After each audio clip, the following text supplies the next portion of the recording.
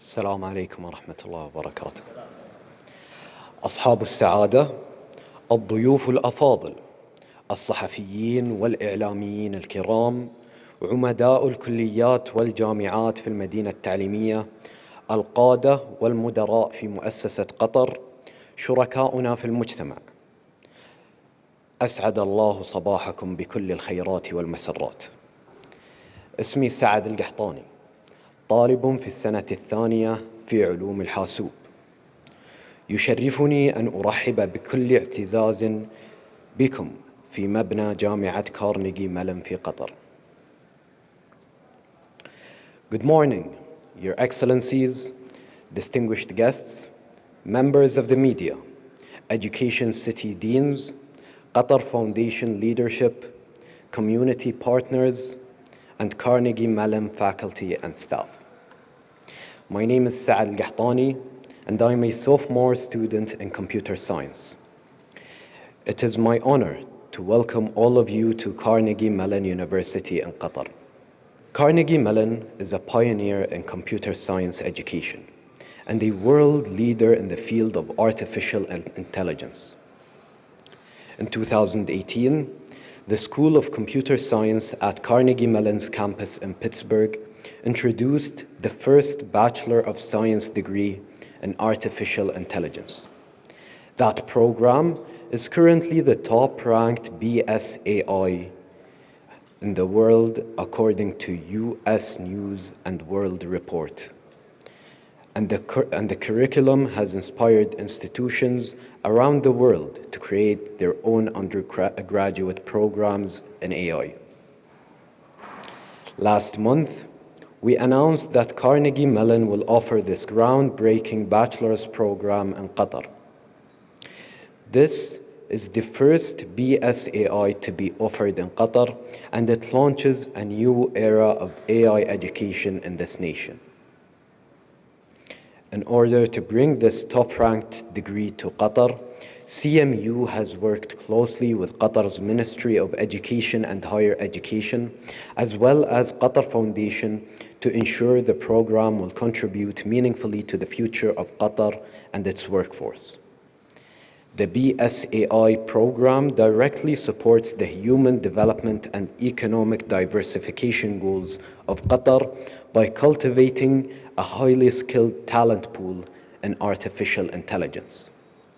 Today, you will hear from some of those who helped make this new degree possible: the Ministry of Education and Higher Education, Qatar Foundation, and CMU-Q's Dean, Michael Trick.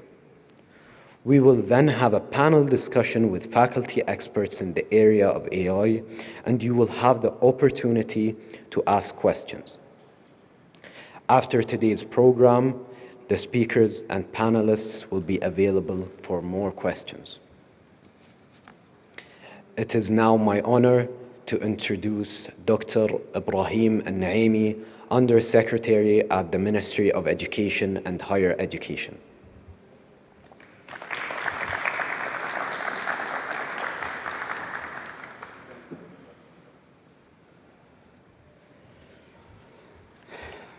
Good morning, everyone.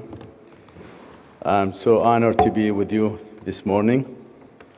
My speech will be in Arabic, so you can use your headsets if you don't mind. بسم الله الرحمن الرحيم. الحمد لله والصلاة والسلام على رسول الله. أستاذ الدكتور مايكل تريك، عميد جامعة كارنيجي ميلون في قطر. الأخ فيصل محمد العمادي، الأمين العام للهلال الأحمر القطري. الأخ العزيز خليفة الريس، رئيس مجموعة البنك التجاري. إخواني وأخواتي الضيوف الكرام، السيدة والسادة، السلام عليكم ورحمة الله وبركاته. إنه من دواعي سروري أن أشارككم اليوم في هذه اللحظة المهمة، ونحن نحتفل بتدشين برنامج البكالوريوس الذكاء الاصطناعي في جامعة كارنيجي ميلون، إحدى الجامعات العالمية الشريكة لمؤسسة قطر. إن هذا الإنجاز يمثل فارقة في مسيرة تطوير منظومتنا التعليمية، ويجسد التزام دولتنا الحبيبة بالاستثمار في التعليم النوعي والمعرفة المتقدمة تماشيا مع ركائز رؤية قطر الوطنية 2030. حضور الكرام، لقد بات الذكاء الاصطناعي اليوم من أهم محركات التحول في الاقتصاد والمجتمع، وليس مجرد تقنية حديثة، بل هو لغة المستقبل التي ستعيد صياغة أساليب العمل والإبداع والإنتاج.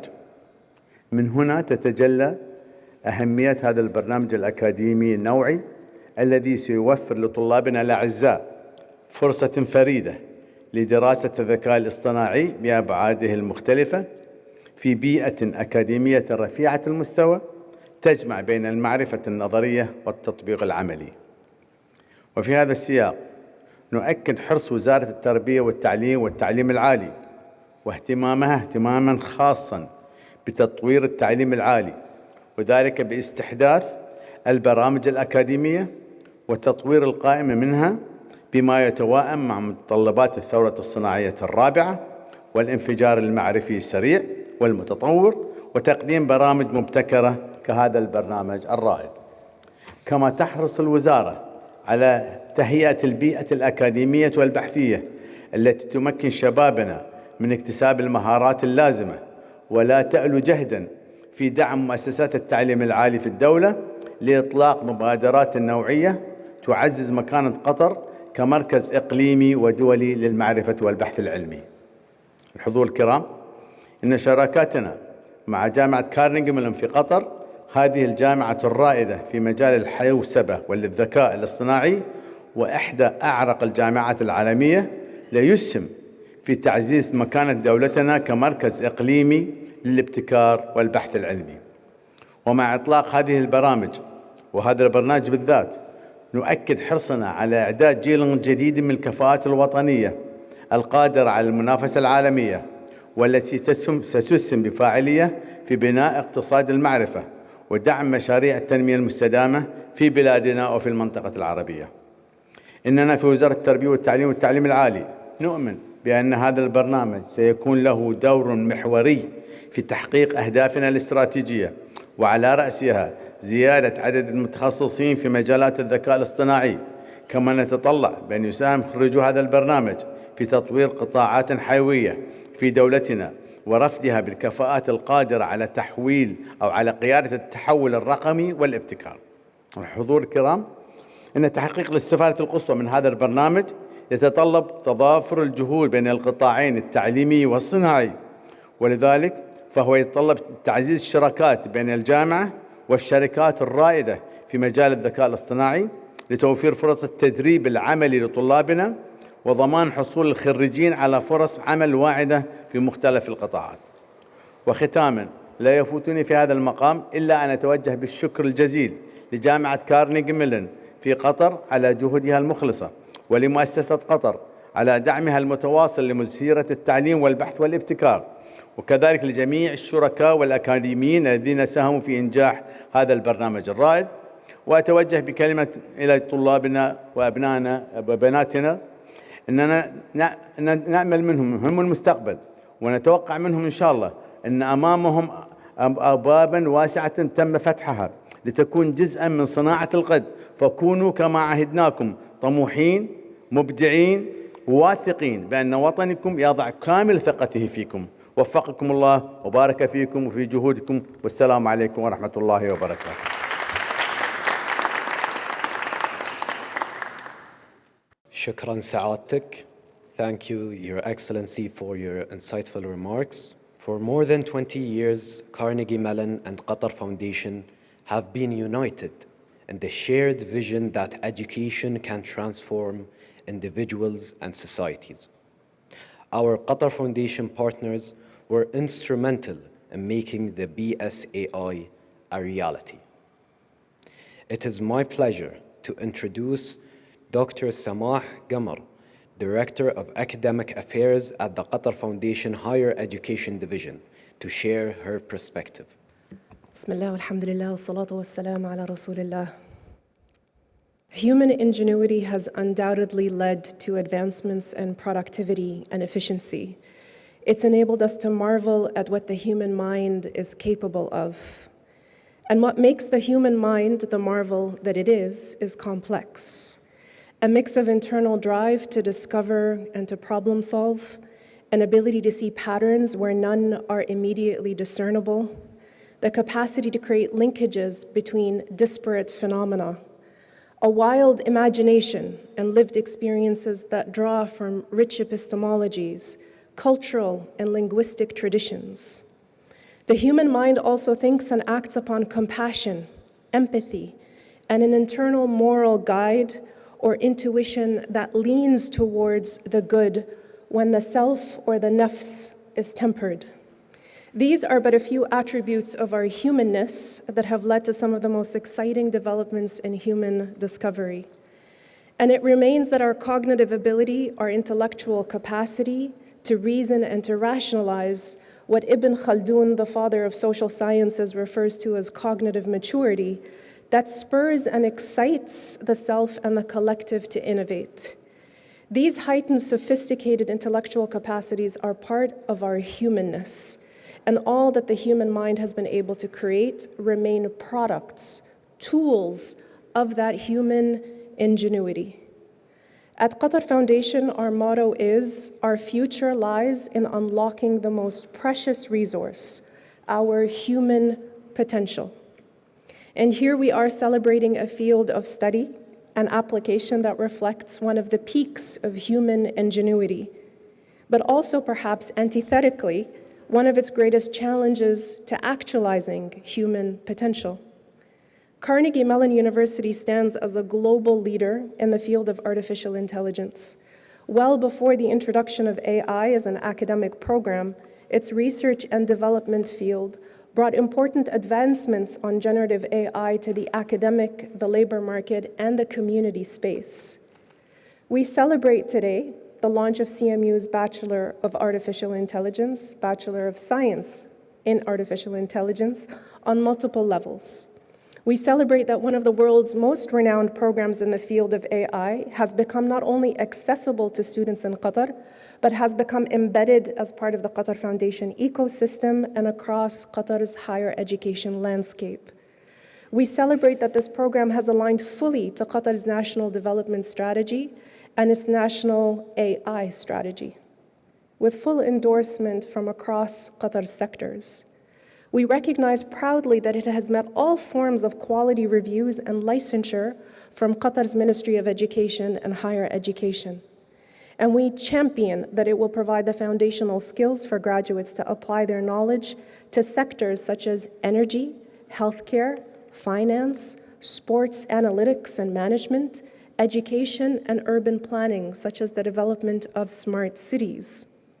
And lastly, we embrace that CMU-Q has launched this program with a strong ethical ethos that is cognizant and nurturing of human potential and human ingenuity, which at its essence has a thirst for imagination, discovery, and a moral leaning towards what is good. We're proud that CMU-Q's A New Era in AI Education, the tagline or motto for today, is one that carries what can be called agential responsibility, to positively leverage the best of our human attributes for the collective good of society across Qatar's sectors.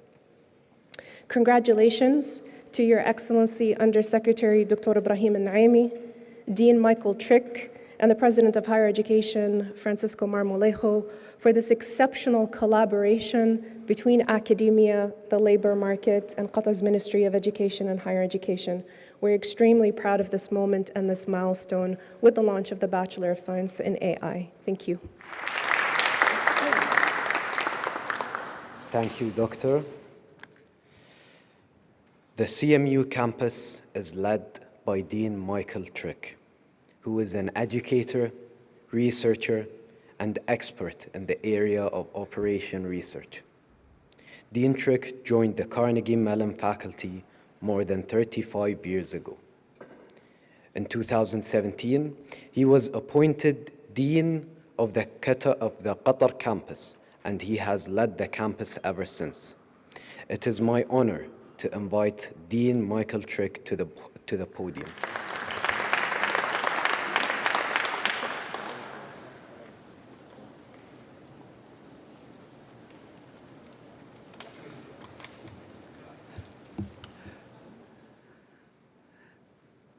Thank you, Syed, for your introduction and for representing the students of Carnegie Mellon University so well.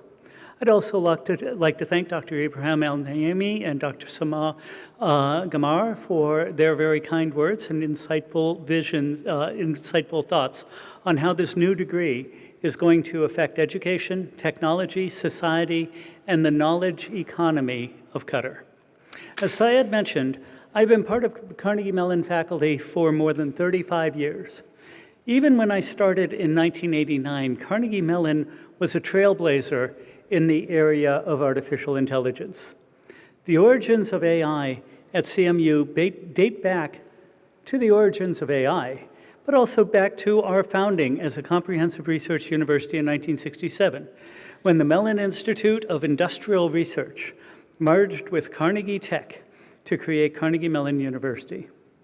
In this fertile ground for groundbreaking research, several visionary researchers, including Alan Newell, Herb Simon, Alan Perlis, and the Sheikha Moza Professor of Computer Science, Raj Reddy.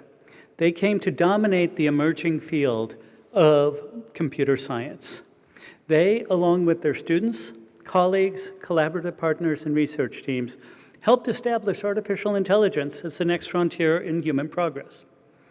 Now, at a time when computers were barely understood, I was only a few years away from using punch cards when I started. Carnegie Mellon was among the very first to recognize the power of computing. In 1965, we established our Department of Computer Science. In 1979, we founded the first U.S. Robotics Institute. In 1984, we launched the Software Engineering Institute. In 1988, we announced the first college in the world devoted solely to computer science.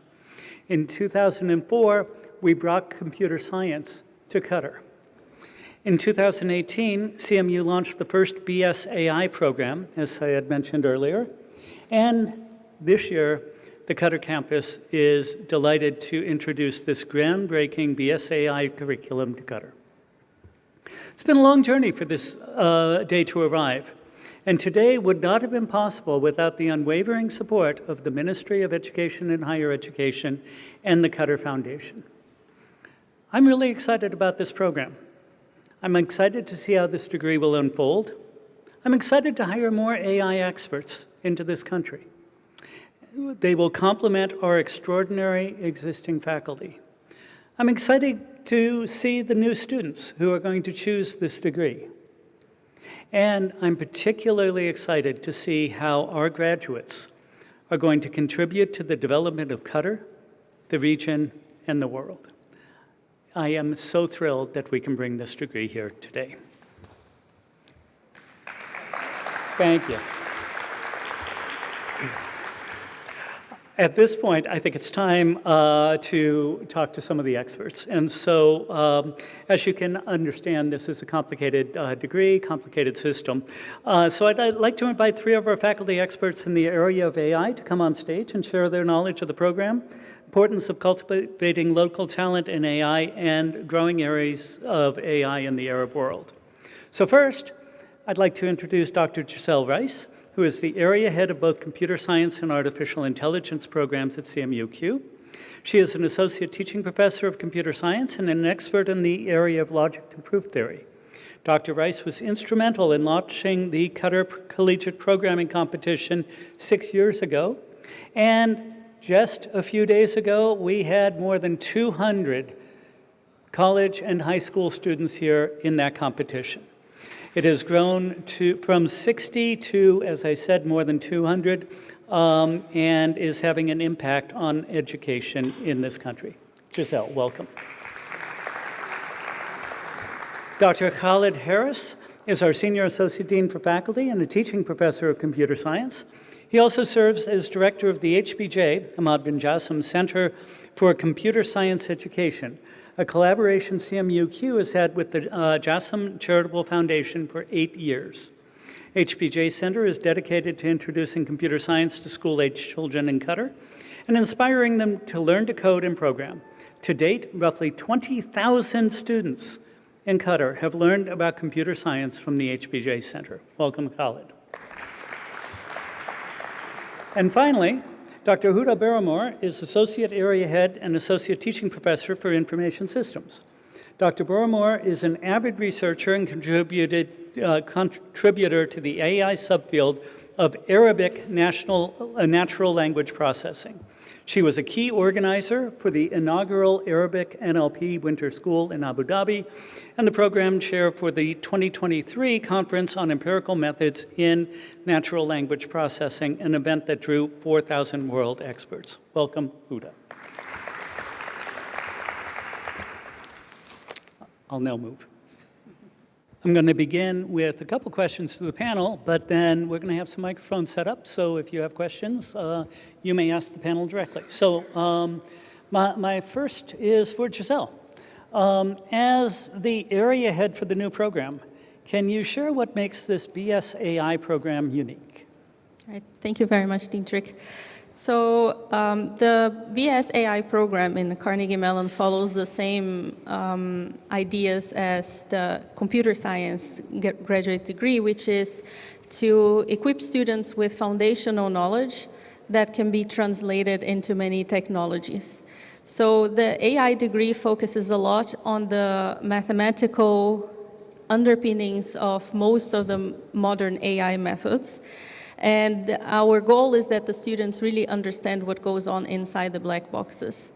A lot of the AI technologies, they are statistical, they are not precise, so we really need a deep understanding of how things are working to be able to judge whether a result is statistically significant, whether it makes sense, whether if we change the methods, it's going to get us a different result. So we cannot just blindly trust the tools that are available.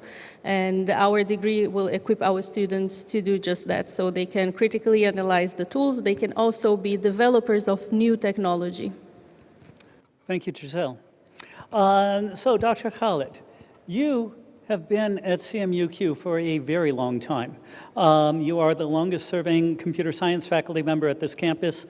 In your nearly 2 decades at CMU-Q, how have you seen Qatar evolve in the area of computer science, and how do you see this new programming having an effect on Qatar in the future?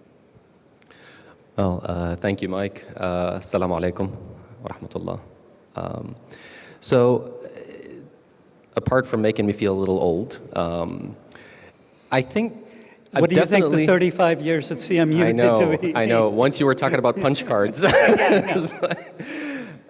So no, this is actually really important for those who maybe don't have enough appreciation for how fast and how much we have grown in this wonderful country over the last couple of decades.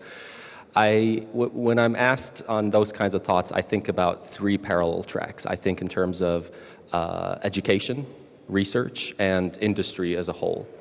I still remember in the very beginning, and this was one of the struggles when we brought computer science to this part of the world, that a basic challenge that we had was explaining what it means to be a computer scientist. We always argued internally that the community and the country understands what it means to be a manager, a petroleum engineer, a lawyer, but not a full understanding of what it meant to be a computer science. And that led at the time to having a lot of outreach, a lot of efforts that helped spread what that is, and we'll talk a little bit about that later. But I'm sharing this thought because we have gone from a lack of real accurate awareness of what it means to do computer science. And because of the vision, I really think in all of the 3 tracks, because of the vision of the leadership of the country, Qatar Foundation, we have gone from that to now having an abundance of computing degrees, a much stronger understanding. You go around Education City, for instance, now we have computer science major that's established. We have in our partner, or our campus also at HBKU, the computer engineering program that started to also satisfy another kind of need, and now the artificial intelligence degree. So on the front of education, that's in 20 years, a huge evolution. In terms of research, I still remember being here for the first cycle of QNRF that now became QRDI. That whole initiative of starting to inject funds to attract and retain world-class talent. We were one of the very few countries, if not the only around the world, that allowed funds to go outside of the country with the long-term vision of trying to attract people. And guess what? A lot of the funds was targeted towards computing and STEM in general. In terms of industry, I think it has been experiencing a parallel evolution, all the way from the wide range of support for startups, a lot of which are in the areas of computing and STEM, or at least, if they are in other domains, integrate computing in some shape or form, as well as the evolution of the industry. And we're seeing today the government help bring in and create contracts with companies like Scale. We've seen the growth of Microsoft and Google. So this brings us, this is definitely a long way. The second part of the question as to how AI will help with this, I believe this is a pivotal moment where it would continue supporting that momentum that I have just been talking about. I am an advocate always that we need to, at a national level, always think about what I call digital independence and sovereignty, right? The ability for us now, especially with the pervasiveness of AI that is expected, we need to be able to build our own models, have our own data, build that capability at a national level. Good, thank you, Khalid.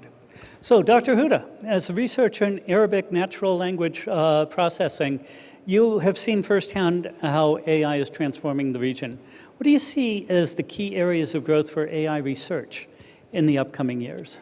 Thank you, Mike. I believe that AI is transforming our region, in different ways, but in very exciting ways and in ways that are very unique to our needs. I'm a researcher in Arabic natural language processing, dealing with language, trying to build systems that understand human language and generate human language, but more specifically Arabic. So one big area of growth for AI in here is actually working on the language itself. Arabic is a language that is spoken by thousands, millions, billions, not billions, but I would say hundreds of millions of people around the world. But yet, when it comes to processing it automatically, it is really underrepresented compared to languages like English, European languages. We're making lots of efforts and advances, but there is a lot to be done. So Arabic is a morphologically rich language, as many of us know in here. Using English tools, that are developed, or tools that are developed for English specifically, and applying them as they are for Arabic is not practical. So we need the resources to build tools that are powerful and to build tools and systems that are at the level of other languages. And this, requires lots of efforts, which is, I think, done in here in Qatar. There's a lot of effort into empowering and, building research projects to support the language. And I've been leading a couple of them myself in here. Now I'm speaking of Arabic as just a general language. If we add Arabic dialects, and many of us in here understand the difference between standard Arabic and dialects, and then the challenge becomes even way larger. So I feel like efforts into processing Arabic dialects should be there as well to kind of enable or build AI systems that talk to people. I think we don't speak to each other with standard Arabic on a daily way, but we actually use our dialect. So if you want to have systems that are really closer to us, support us the way, they are for English, then we need to process Arabic dialect. Efforts are there as well. I led a project, dealing with the Qatari Arabic specifically, studying the Bedouin of it and the urban of it. That actually very beautiful, and we built systems and tools on it. Another part that I feel is very important, because we're dealing with the language, is the culture. We need to build AI systems that are culturally aligned, using models built on data that is not Arabic, other languages. We're also inheriting from it, the culture that goes with that language. I think efforts into aligning big LLMs culturally to us actually would be very, very important, and definitely building AI system for social good. We build AI and we love the technology, and we know now how to do it, but if it's just to look at it, that's not important. We need tools and systems that are to be used by people, to support people. I am an advocate of AI for social good at different levels. And the social good starts from education, healthcare, sustainability, crisis management, and this is very important at different levels in here. Yeah, I think these are the points, the 3 big points. I would have add the 4th one, which is actually multimodality, because when we speak about AI now, it's mainly text because of the surge of ChatGPT and how it writes nice text. I think efforts into going to the speech level, image generation, creating, a multimodal AI agents in a certain way or systems would be very, very beneficial, especially looking at the context of Qatar where media is very rich, and this would be a very useful, growth line or advancement for them. Yeah. Good, thank you very much. Dr. Giselle, in your area is now going to be offering 2 degrees, the computer science degree and the artificial intelligence degree. Can you share how graduates from these programs will be uniquely equipped to work and contribute to the field of computing? Thank you very much, Mike, for the question. I think this is something that a lot of people ask. Certainly our students are now asking, should I do then an AI degree or a CS degree? And the first thing I would like to clarify is that AI is actually a subdomain of computer science.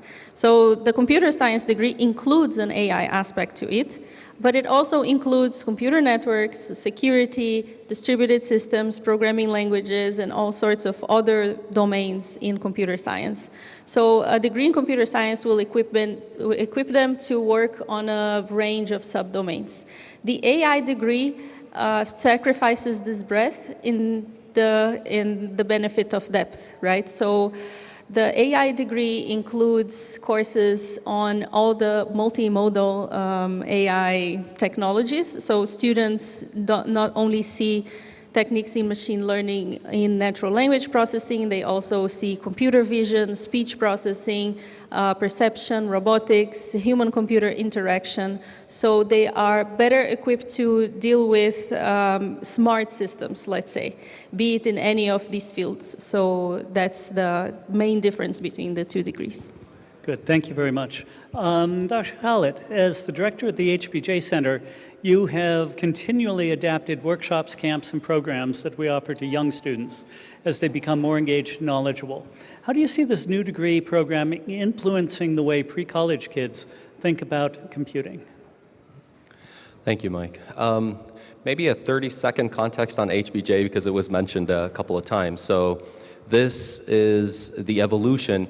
A lot of you may recall I mentioned a few minutes ago that this part of the world, we were struggling in educating the community about what it means to be a computer scientist. And one of the things we ended up doing early on was create these outreach programs where we bring high school students, we bring high school teachers, and we kind of try to spread the word and provide immersive experiences. These efforts have evolved over the years as the field of computing in general massively picked up into realizing that there's a lot more we could do and probably need to do, as in raising computational thinking awareness. Prior to that, there was maybe a focus on, it's really good to know computer science. And then now we started realizing it's probably really important to acquire these computational thinking skills regardless of what you think you want to do later. And the generosity of the Hamad bin Jassim Foundation, along with QF, and the willingness of folks here at CMU, we built that center that started scaling up these outreach activities and events and diversifying efforts in promoting that computational thinking, all the way from influencing the K-12 ICT curriculum, which the center collaborated with Ministry of Education to help develop, and now we have some of the modules that were built by our center in there, to massive outreach programs that Dean Trick has just referred to. We provide now all these experiences that range from 1 day to 1 week to multiple weeks. They're immersive, and we now target different levels that start from late primary school all the way to college students. So this is like a very quick context. I think now, with us reaching out more this way, and with the development, or now the introduction of the AI program, making youngsters recognize that the world of computing is broadening. It has been broadening, but now it's really at their fingertips. I love the way Professor Rees just explained the program. In the end of the day, it is computer science, or a subset of it, but there has to be that important recognition that the world of computing now has multiple degrees. Actually, you know well, in Pittsburgh, we have other computer science degrees like robotics and computational biology, etc. So as a field, this has grown tremendously to now almost parallel the world of engineering, and that's kind of the idea. And this just really helps give us more ammo to be able to further sell the need for computational thinking. It also provides those younger generations with the recognition of the variety of paths, if they choose to embark upon that route, that they have at their disposal. And I believe it's really great that we now have yet another one of those paths that we are offering here at Carnegie Mellon. Good, thank you so much. Okay, artificial intelligence does not exist in a silo. We're very excited about this new program, but every program, not only in our university, but around the world, is being affected by AI. So Dr. Huda, can you tell us a bit about how you see AI affecting your own curriculum in information systems? And generally, how do you see the BSAI program enhancing all of what we do? All right, so AI is not only in computer science, right? It is everywhere. It is reshaping everything from computer science to different industries, to governments, to education, to everything. So in information systems specifically, we already started integrating AI in our curriculum. In data science courses, we speak a lot about machine learning. We add it into application design and development where students build applications. Now they use Gen AI. They are supposed to be using APIs. So they're kind of aware of its importance and aware of the importance of managing it well. In IS currently, we also designed courses that are focused on AI. What is AI? The foundation of it. How do we apply it? How do we deploy it responsibly? And that's a very important point. We have a course on building, the responsible system, Gen AI and governance. We speak about that and a lot. The BS in artificial intelligence is definitely going to transform the ecosystem in CMU-Q. We already work with each other. We're not separately, independently working. We kind of, our paths cross. We deliver courses to all of the students from different majors, CS, IS, BS, biological sciences, and business administration. But here, this program will bring in the opportunity to our students to get more technical depth about what AI is. And that gives a very good opportunity for those who want to deploy AI to kind of go and get more, get a better idea on how does it really work to kind of being able to deploy it better. So that we're very excited that, we're going to have that opportunity ourselves. I can see it also a way of a collaboration. I'd like to see a team of students between, computer science and information systems working together. The computer science built, for example, an Arabic automatic speech recognition model that a student can use it and deploy it responsibly in education, for example. That would be a very good thing to do. And I think this program is going to be added here and will be bringing all of these opportunity for us. So yeah, I'm very excited about it. Good, thank you so much. I'll also point out that our business program will be putting together an AI concentration in their own thing. AI will truly permeate all of Carnegie Mellon. And this degree is doing a tremendous amount of adding to our capability in this area. At this point, I'll open it up to any questions from the audience, anything people would like to do. I believe we have a microphone that's going to be raced around, and so I'm going to just be identifying anybody who's holding the microphone. So we'll start right there. Oh, by the way, just a quick note, a question is a relatively short statement followed by a question mark. Please, after you. That puts me under pressure. Thank you so much.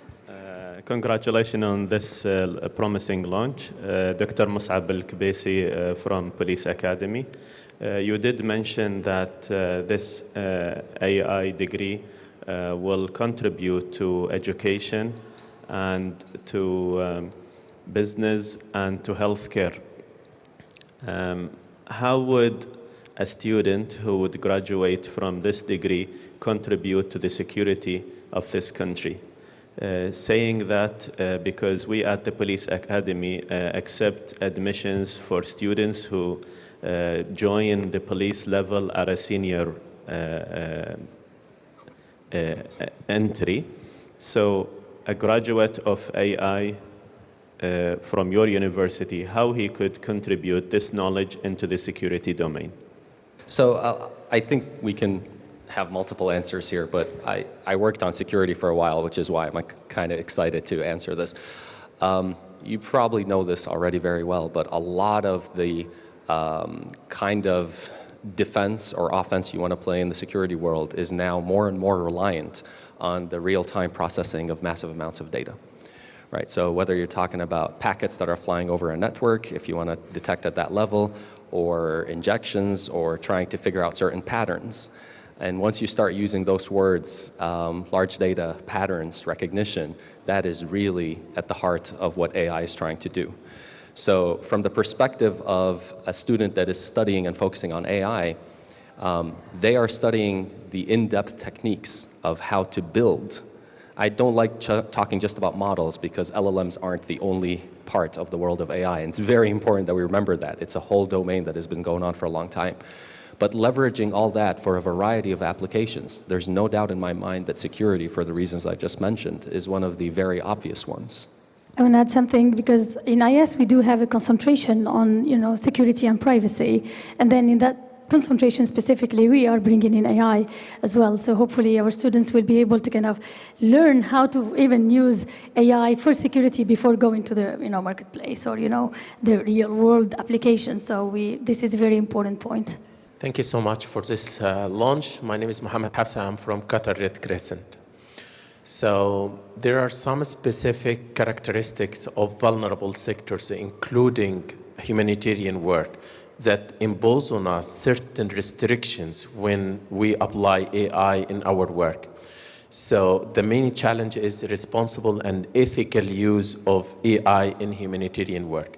So do you plan to allocate certain parts of your curriculum or develop certain courses just to educate students how to utilize or how to develop AI solutions, especially for vulnerable sectors? Giselle, I think this is Yes. a good one for you.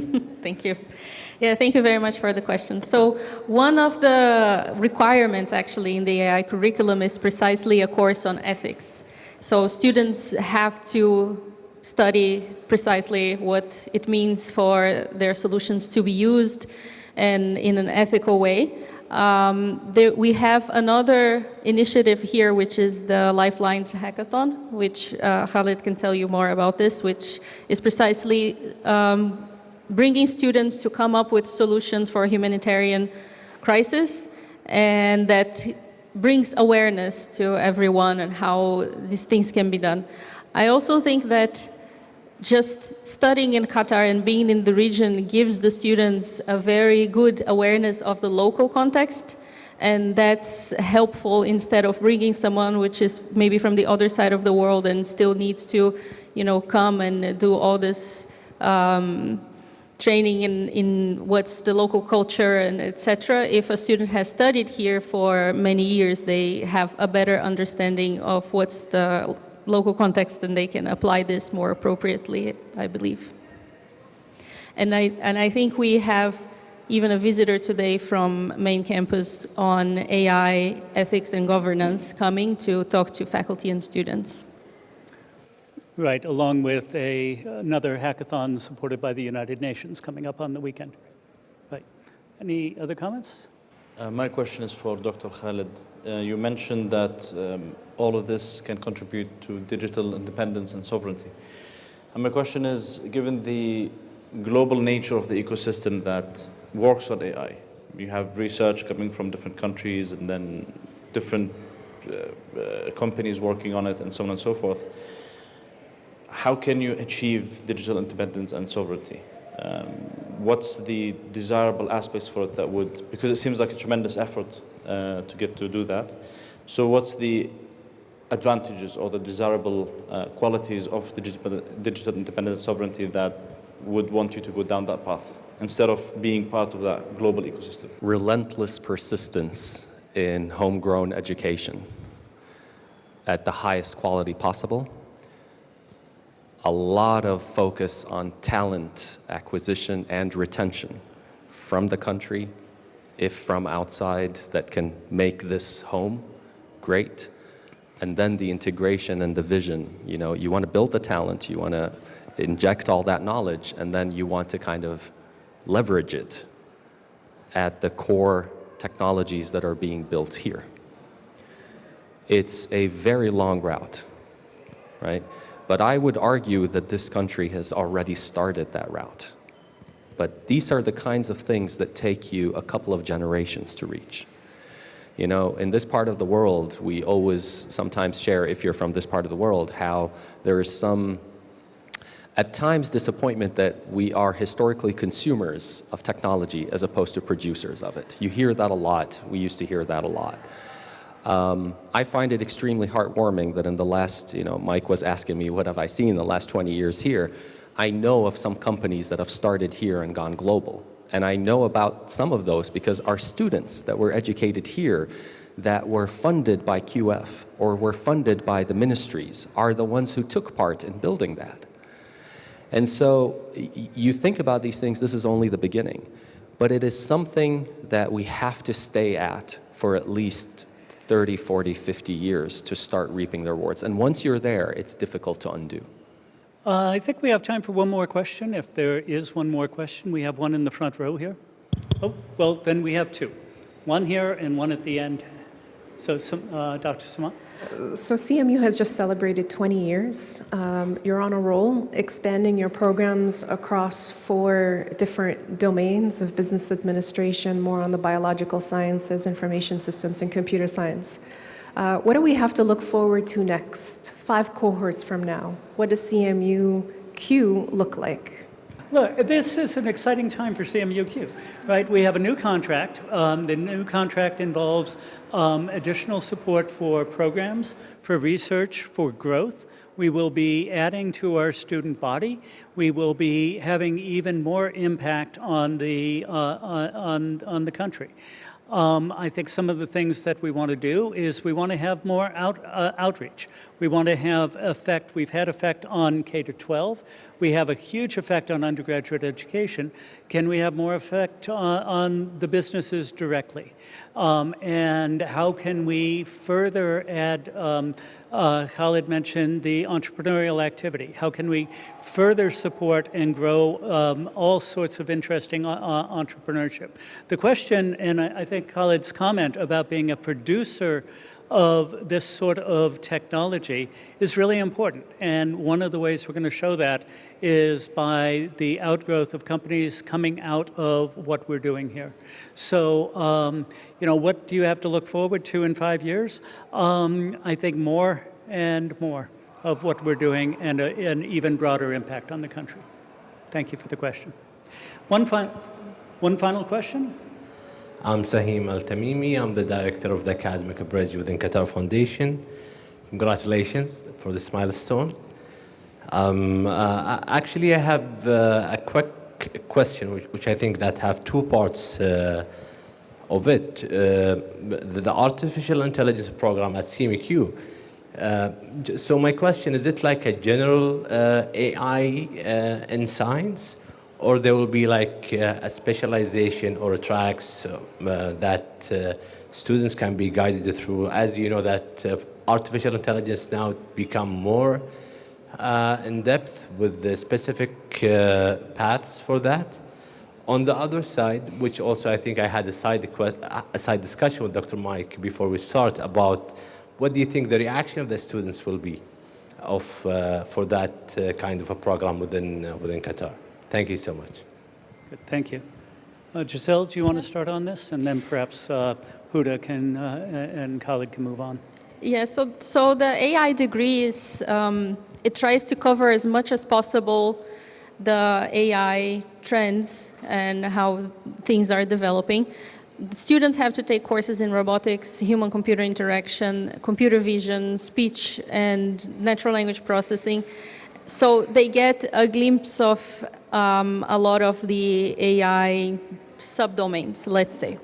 They also have a big chunk of the curriculum, which is general education, which is learning about institutions, economics, and cognition. So that gives them a broader understanding of society and how these things can work together. So this is the core of the AI degree. The students can, there are such things called concentrations on sub-areas of computer science as part of the School of Computer Science that the students can take on if they are interested, but they're not required to. Other comments? I feel like the word AI is a big umbrella that has so many subparts of it.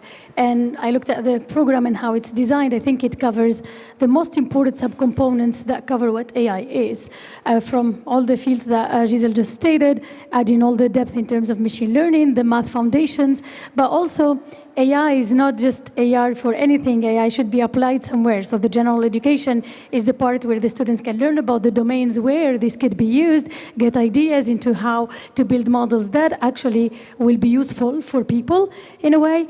And I think the program is designed in a way that our students will be able to speak the language of AI, knowing what it is, and not just throwing words and using them interchangeably without even knowing the thing. So what is beautiful about CMU education anyways is that our students know the why and they know the real concepts about it. So we're really bringing in people who know what AI is, what AI really is, basically, not just using words like that. So I think that this program is doing that, and that's a beautiful milestone for Qatar specifically. So very quickly, I want to point this out if it hasn't been kind of absorbed yet. This is a very depth-oriented program because you were using the word breadth versus depth. The plan is to have students build AI systems at the core, not use them. Use them can come after, of course that's a natural byproduct, but this is a very builder-centric approach, so it's extremely deep in terms of nature and discipline. I also want to take this opportunity to comment quickly and add to what Mike said. One of the things I hope to see that I know we have started at CMU, when you were asking, where the future is, Dr. Samah, I think, and I believe we are on the same page, we want to see more integration happening with the various fields, right? So we already started programs and certificates, for example, and we're calling it AI in X. So right now we're doing AI in finance. We're hoping that we can leverage our partners and start having more of these kinds of programs where we do AI in journalism, AI in media, AI in design, for example, not just within CMU-Q, but also across Education City. I would love to see more of that integration, because if we're learning anything from what we're seeing now is interdisciplinarity is extremely critical moving forward. It's more so with a degree like AI. Good, and if we could just finish with a final comment, do you think students are going to be interested in this degree? Yeah, I think it's the latest thing, right? It is pretty popular.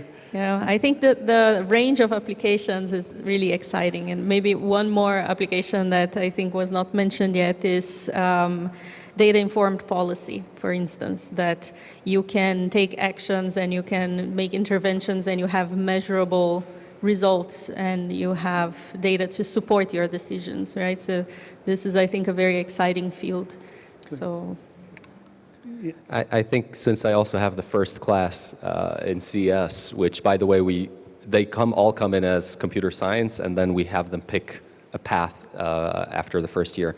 So I imagine there'll be some skepticism. Like when we talk, they're like, okay, I want to be a computer scientist. And I have to calm them down, tell them, you're not going to be an artificial intelligentist and kick you out of the world of CS. You're still generally a CS person who's choosing to focus on that. So I think you will have, with anything new, a little fear in the beginning, a few concerns like, am I going to be losing opportunities? CS, as Giselle was saying, is a little more general.